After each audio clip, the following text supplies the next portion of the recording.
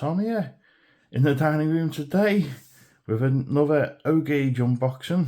Now this was the a loco I picked up before Christmas, and well, it was on offer and it seemed like a reasonably good price. It was £290 sound fitted, and it's the Gaugemaster collection Class 09 locomotive made by Dapol. And as always, I try and go for a preserved example, or one that still runs on the network. So we've got Class 09 D4106 in British Rail Green, and it's as preserved, sound fitted. And when I looked it up, it was preserved on the Bluebell railway, a railway I've not been to yet, so hopefully one day. And so I thought, yeah, I like to model preserved lines, but it's also be useful to our club layout, hopefully, which is set in the 1950s, 1960s, Ballon Road. Have you seen some of the videos I put up at the O-Gauge Club? You would have seen that layout. Now, just take some of the packaging out. So, there's our logo. And very nice it looks. You can see the cab doors open there. And just a nice little bag of detail parts of some pipes. I mean, that's literally all you got, 2 pipes to put on, which is nice enough. And obviously a blank in place. We're going to convert the loco back to DC. Now, just a quick look at the bore and stuff. So, it's your 24-month no quibble warranty from Dapol.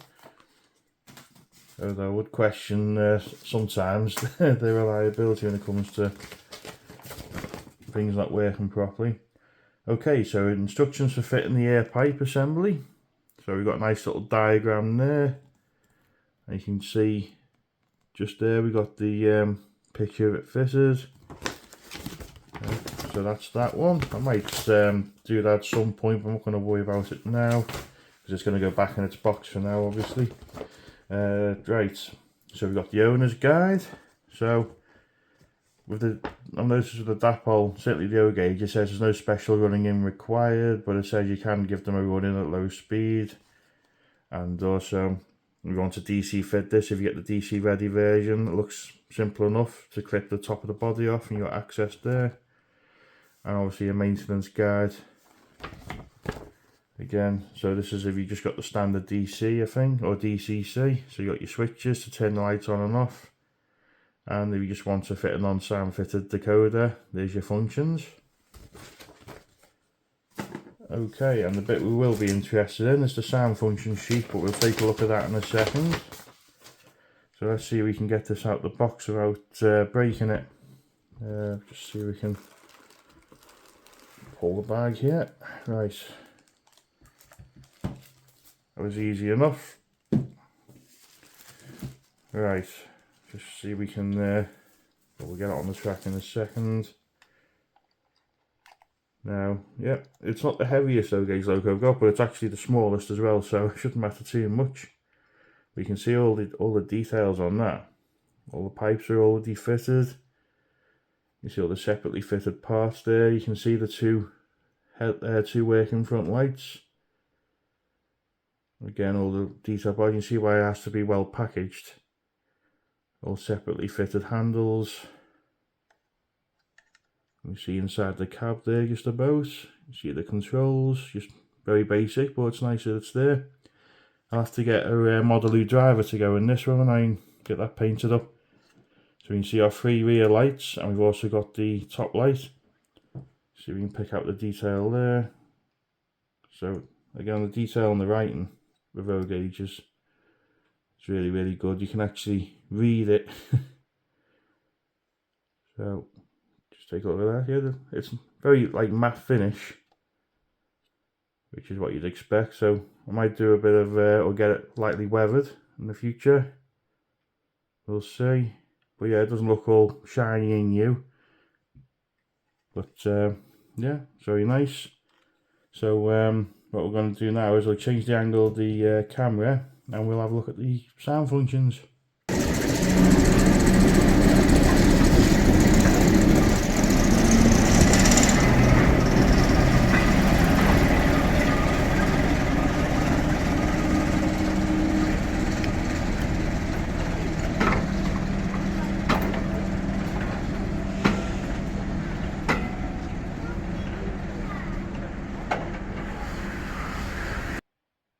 Okay, we've got the Class 09 on the track. So let's just have a look at the features. So let's try lights. And you can hear the noise of the switch as the lights are turning on. And I think cab light is 11. So you can just about see that, I think. Have a look at that later on. In fact, you can tell it's on because the camera lights see it flickering. It's not flickering, but again, I'm not sure why, but certain lights just don't like, well, the camera doesn't like certain lights, but anyway, that's on. In fact, I'll turn it off for now. Okay, so let's just move forward slightly. So that's only speed step 1 on the Gaugemaster Prodigy, and it's moving. So speed step 2. Again, this hasn't had any running in or anything yet, it's just straight out the box. And speed step 3. Speed step 4. The motor has got a little bit of a noise to it, but you won't hear it over the sound function, hopefully. Okay, let's bring it back and see what the sounds are like.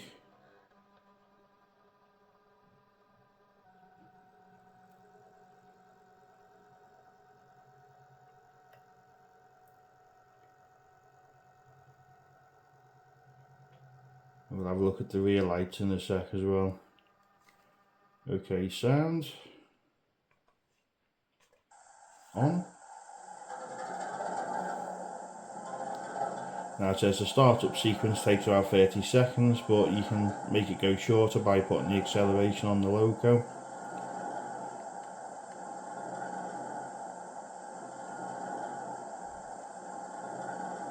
Okay, so number 2 we've got toot whistle. Number 3 medium whistle. And number 4 is short and medium whistle. And 5 we've got cab door slam. 6 we've got buffer clash and coupling. 7 brake application and release.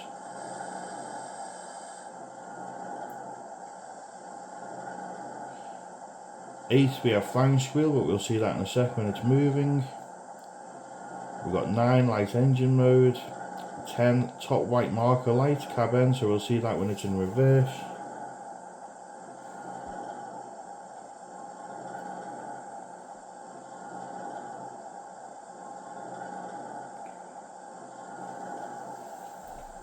Sorry, I managed to knock the camera again. It's a bit awkward in here. Right, so we got number 8 flange squeal, but we'll wait till the loco is moving to try that out.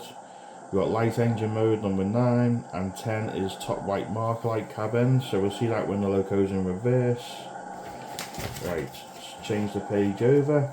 So we've obviously tried cab light. We got fade out, fade in sound, so I presume that's the loco going into the distance, so it'll change the volume. We've got uncoupling 13.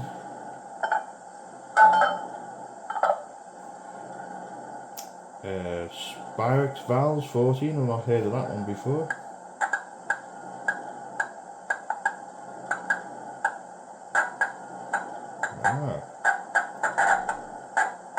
I've heard that sound before, but I didn't know what it was for. So we've got 15 fuel hands prime.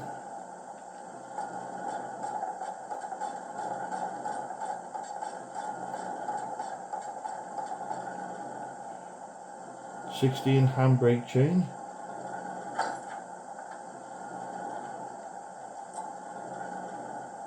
There's a lot of functions here I probably never end up using. Cab door closing 18. And 19 we've got medium and a short whistle.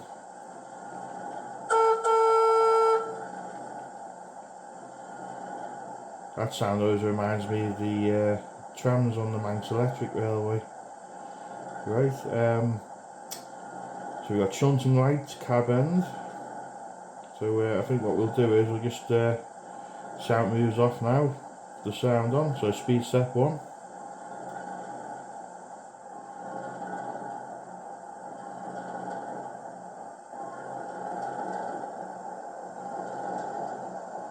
speed step 3 now, speed step 4.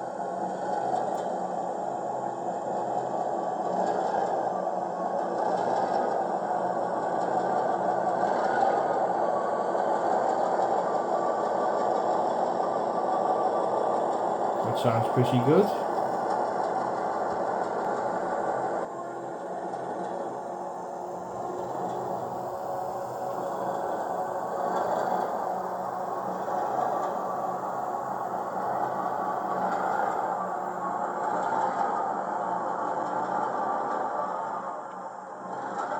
I'm quite liking the sound on this loco. Okay, so let's try the cab light again.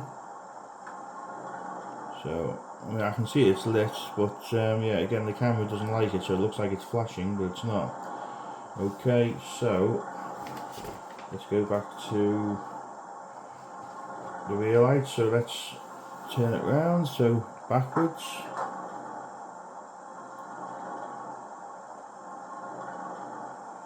So we've got no light on at the moment. So 10 is the rear marker light. That's just come on the top. I don't see any light on the bottom as yet. Let's just see.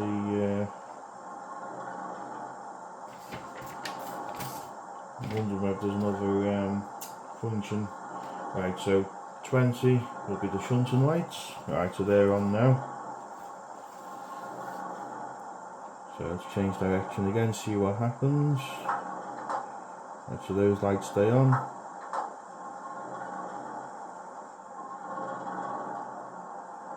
The middle light's not on for some reason, not sure why, or whether it's supposed to be on.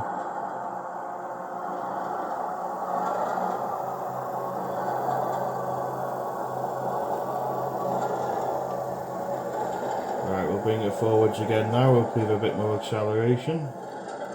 So I'm on speed step 8 now for going forwards.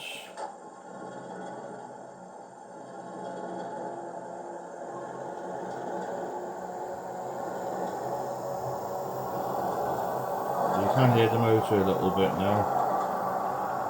It might just need running in a little bit.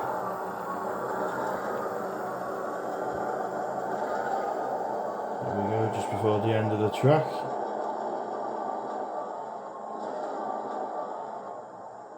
So reverse again.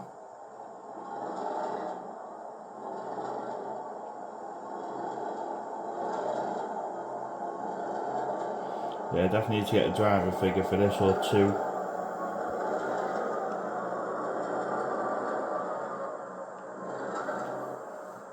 In fact, what we'll do is we'll just see what it's like with the brake van on.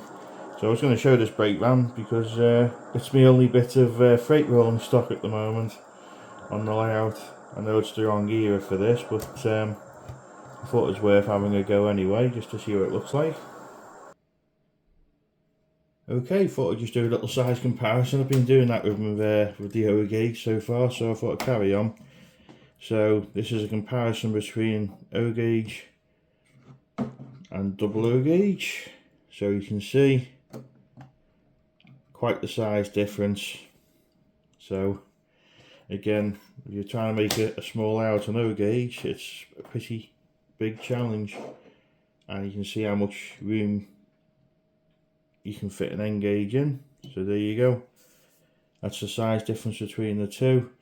I'd say this is my brother's model. This is a Hornby Class 08.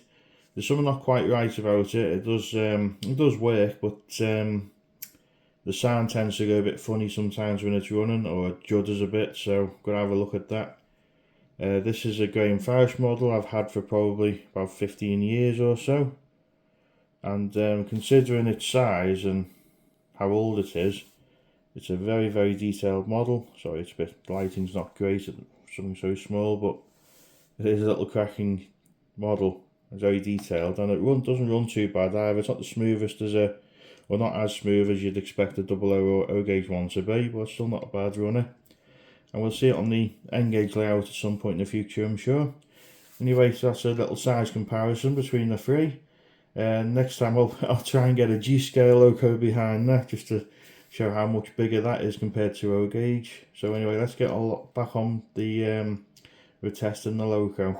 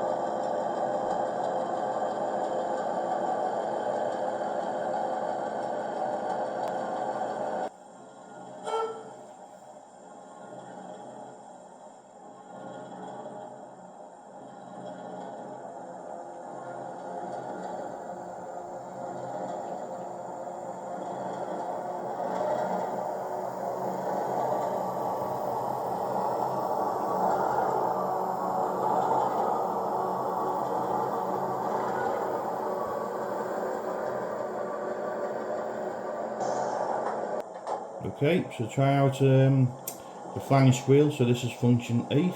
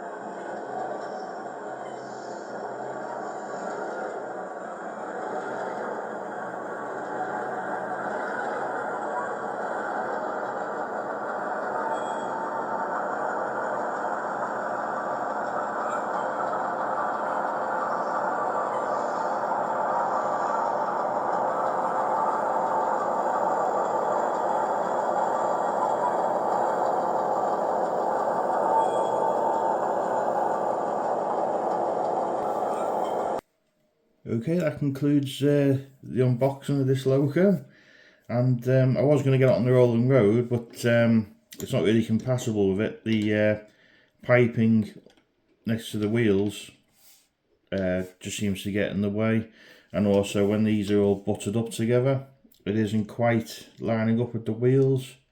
So just one of them things really, but just something to bear in mind. This is the DCC Concepts rolling road.